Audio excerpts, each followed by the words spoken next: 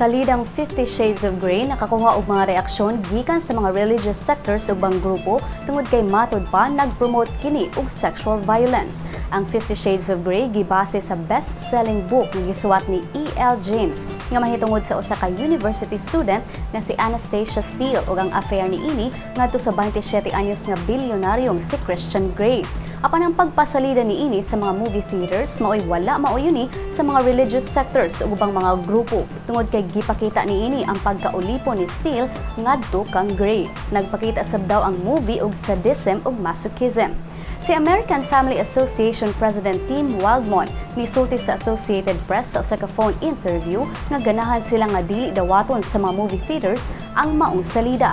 Samtang si Amanda Smith sa National Center on Sexual Exploitation kinsa nagbuhat pa og website na www.50shadesisabuse.com niingon nga ang kinatibuk ang mensahe sa salida mao'y pagsuway ug paglugo sa mga kababayen-an.